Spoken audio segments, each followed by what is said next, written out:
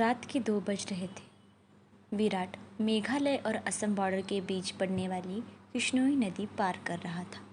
दूर दूर तक अंधेरा छाया हुआ था। एक गहरे सन्नाटे ने किश्नोई नदी को घेरे रखा हुआ था।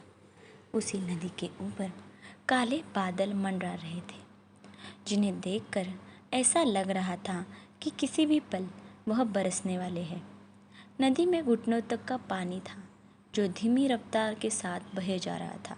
विराट के एक हाथ में मोबाइल का टॉर्च था तो दूसरे हाथ में साइकिल का हैंडल।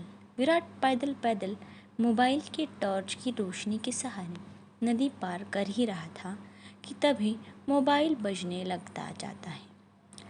विराट फ़ोन उठाते हुए कहता है, हाँ वंदना, बोलो।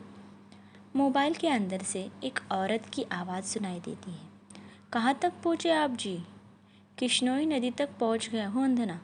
बस ये किश्नोई नदी पार करी और फिर मैं सीधे तुम्हारे पास। किश्नोई नदी का नाम सुनते ही वंदना घबरा हुई कहती है, क्या किश्नोई नदी पार कर रहे हो आप? और नहीं तो क्या, तुम्हें तो पता ही है, बंगलामुड़ा गांव से रोंगामुचा गांव जाने का एकमात्र रास्ता ही है। नदी पार करके जाना पड़ता है। आपको इतनी रात में वापस नहीं आना चाहिए था। ग्रेवयार्ड कोठी में ही रुक जाना चाहिए था। आपको पता है ना, नदी के पास वो घूमती है। विराट हैरानी के साथ पूछता है, वो घूमती है मतलब? आपको सब पता है, फिर भी आप जानबूझकर ऐसा बोल रहे हैं ना? माँ जी ने बताया था कि नदी पार करते वक्त उसका नाम नहीं लेना चाहिए, वरना वो सच में आ जाती है। वंदना, तुम भी ना कहा माँ की बात में आ गई। लगता है माँ ने तुम्हें भी यक्षिणी की कहानी। विराट अपनी बात पूरी करता उससे पहले ही वंदना घबराते हुए कहती है, चुप हो जाओ जी। हे काली माँ, मेरे पति की रक्षा करना और अनजाने में इनसे जो अनर्थ हुआ है उसके लिए माफ़ कर देना। अब ये कभी उसका नाम नहीं लेंगे। विराट हंसते हुए कहता है, क्या वंदना, तुम भी ना, ये यक्षिणी विक्षिणी कुछ नहीं होता, समझी?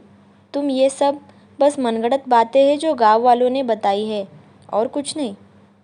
आप नहीं मानते तो मत मानिए, पर मैं तो मानती हूँ। आप ना जल्दी से आ जाइए बस। हाँ वंदना, आ रहा हूँ, बस ये नदी तो पार कर लूँ पहले। अच्छा, मैं रखती हूँ। अरे ऐसे कैसे? तुम्हें नहीं लगता तुम कुछ भूल रही हो? मैं भूल रही हूँ? क्या भूल रही हूँ? यक्षिणी के बारे में याद रखती हो, लेकिन ये याद नहीं रख सकती कि आज हमारी शादी की सालगिरह है। गलती हो गई, माफ़ कीजिए। आपकी फ़िक्र में मैं तो भूल ही गई थी। विराट मुंह बनाते हुए कहता है, अब भूल गई थी तो उसकी सज़ा तो तुम्हें मिलेगी ही। सज़ा के लिए तैयार रहना।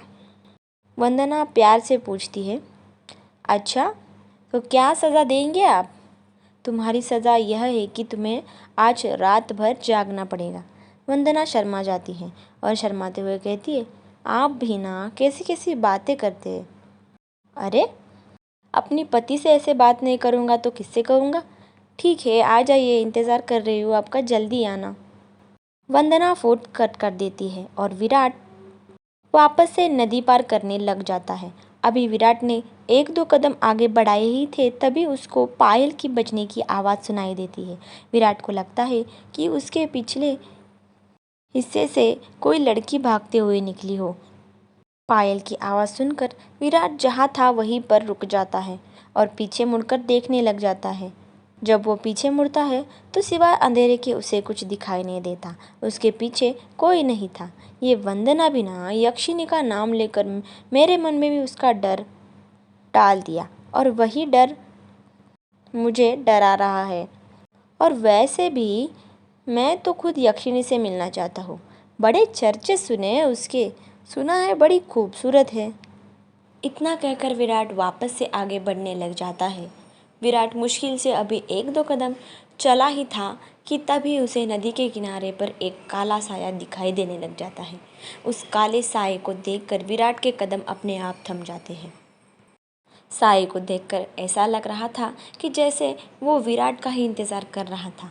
काले साये के पास से पायल के बजने की आवाज़ और चमेली के फूल की खुशबू आ रही। नेक्स्ट पार्ट के लिए सब्सक्राइब करें।